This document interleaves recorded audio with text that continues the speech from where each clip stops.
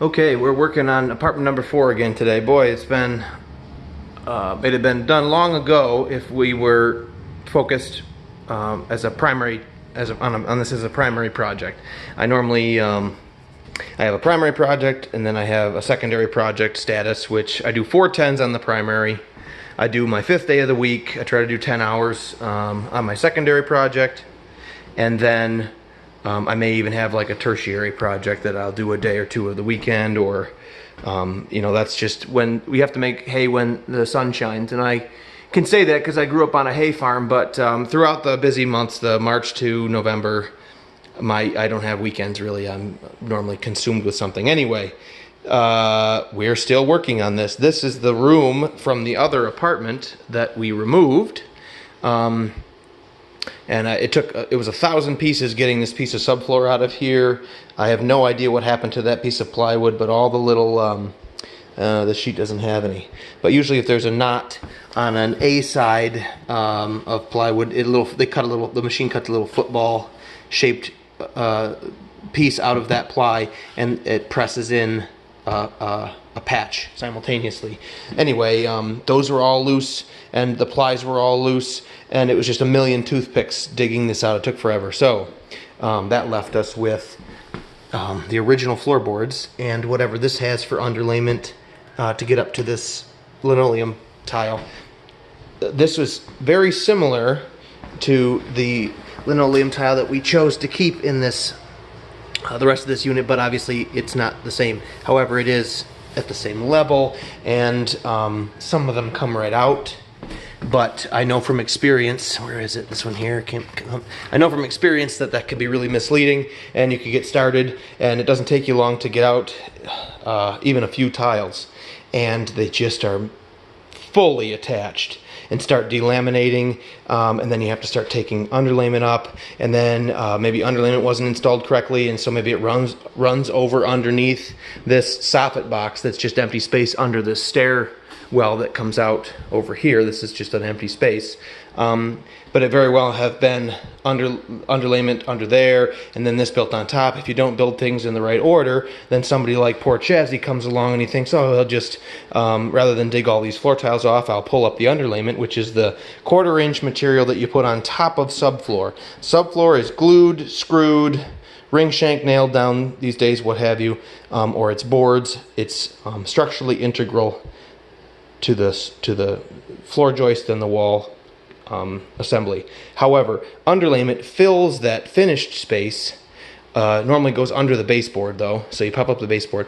But when you want to get rid of a flooring, you pull up the underlayment, and that current flooring comes with it. You put down new fitted underlayment, and you put down the new flooring. Anyway, we're not going to get into that because experience tells me that I'll start pulling tiles, and they will start to fight me, and then I'll think I'll pull the underlayment, and that will start to fight me, and this whole thing will snowball. So, what are we going to do? We shimmed up with 3/8 of an inch of plywood so that we are right at that same level flush.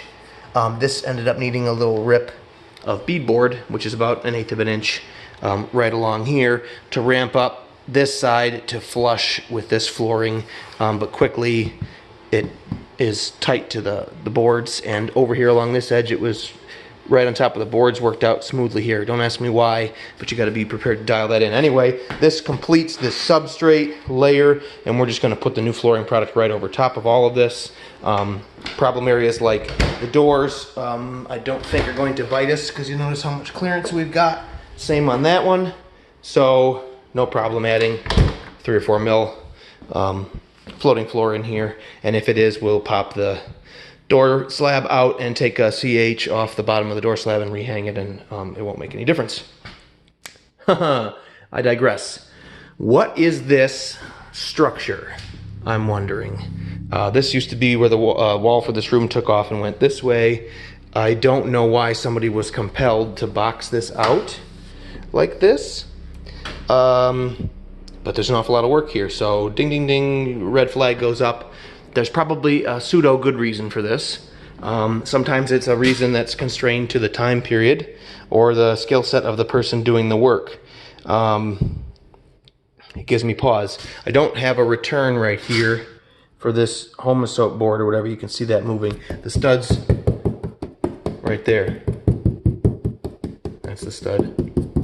So we've got that much play here. I can't complete this area without either adding a stick, which I'd rather not do, or taking this sheet back to the middle of that stud, which would be better. But when I come off of that and go, I've got this, you know, I'm in the middle of taking this 2x4. This is the wall bay. It's just a very confusing structure here. These are basically 2x4s on their edge coming out. So I thought, I don't know why. There's nothing indicating anything below, so I popped up the window and I poked my head out and I looked up and down and I saw, oh, hey, that's just about, where is that?